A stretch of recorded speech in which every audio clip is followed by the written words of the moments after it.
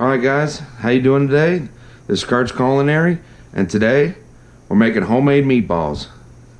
So, these are really easy to put together, and you will find out they're absolutely delicious, and homemade is always made best.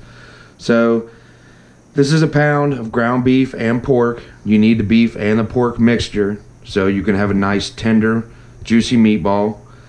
And it's a medium onion. And I have pureed the onion. Some people are funny about chunks of onions in their meatballs, so this onion is pureed. So after that, you need an egg. Well, we'll put the egg in last. So you want to season it with some salt. There you go, just enough to taste. And if you guys are interested, a little bit of pepper. If you guys are interested in a recipe, I will have a recipe in my description. You're going to put a teaspoon of garlic in here. Alright. Then we are going to put pork stuffing. That is what this is. This is pork stuffing flavored mix. Go ahead and put that in there. And then some cheese. Alright. So you're gonna put a good amount of cheese in there. Don't use all of it. This was, in all, I had a cup and a half of cheese. I'm gonna keep a little bit to finish off some things. Now, just gonna take a little bit of Italian seasoning to taste. You can put as much in there as you like, but you just need a little bit because you're getting a good amount of flavor from that.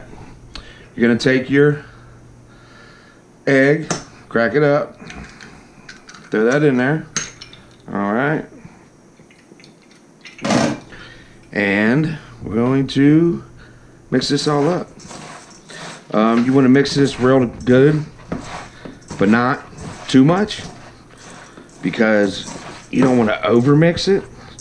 So this just has to be kind of nice and mixed up together. And go ahead and get both hands down in there and have a way at it. Get it real good and mixed up. Oh, don't worry about it. Some might come out. You're gonna have a mess. No big deal. And that's about all there is to the mixing. Then you're just gonna pull little chunks off, and you're gonna ball them up. And you want about a nice little 2-ounce piece. If you guys, I've got to wash my hands real quick.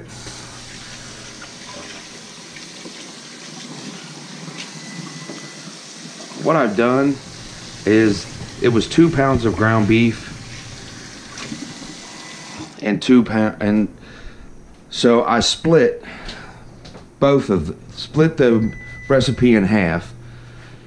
And these other meatballs should be done, so I can show you a nice finished product. There we go. Yeah. All right. Now these are the meatballs that are finished, but we're gonna pull these out. Set these all to the side. Nice, beautiful looking meatball. These need to sit and rest anyway for at least 5 to 10 minutes. So, but with your pork and beef mixture, go ahead and continue to keep making you some nice little meatballs.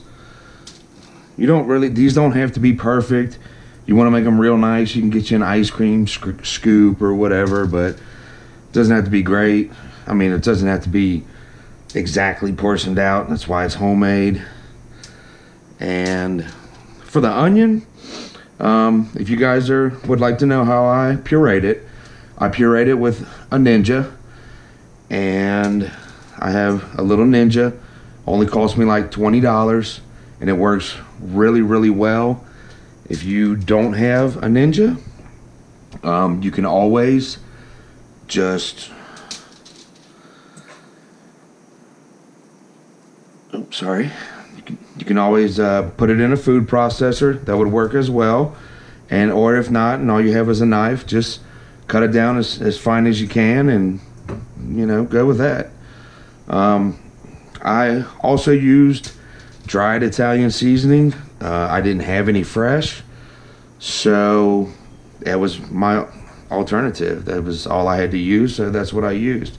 If you have it, cool, use it. If you don't, then you don't. Like, sometimes you can't have always the freshest ingredients and things like that. People are on budgets and things like that, so it's understandable.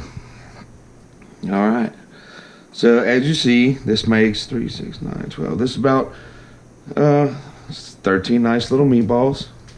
I'm gonna go ahead, get my hands a wash. I've been touching raw product. Grab this. All right, so my oven is preheated to 375, and after you put those meatballs together, you're going to go ahead and stick them in the oven. So we're going to put these in the oven. All right, there we go. And our meatballs here have been resting nicely. So these meatballs here were in the oven for 30 minutes at 375. You don't want to cook it at a real high heat, because as the beef and the pork cook, the nice juices will come out, and that is what is great about the stuffing. It's going to help keep these meatballs together, and it is also going to hold a lot of those really delicious rendering fat juices that you need from this meatball. So if you guys watch my videos, I have done a video that was an Italian foot-long meatball hoagie, and well, it was meatball hoagie.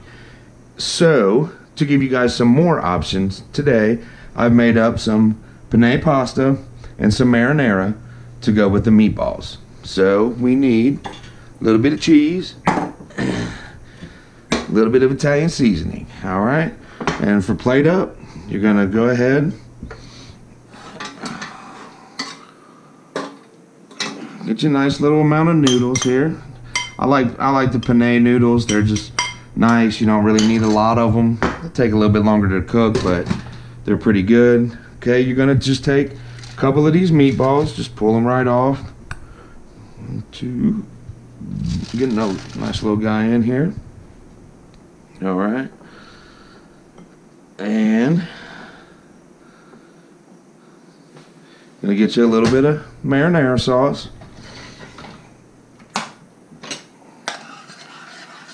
And take you some marinara sauce, drizzle this over the top.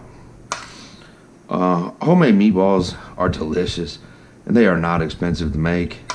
And so if you have the time, please don't buy the frozen ones. You'll find out the hard way.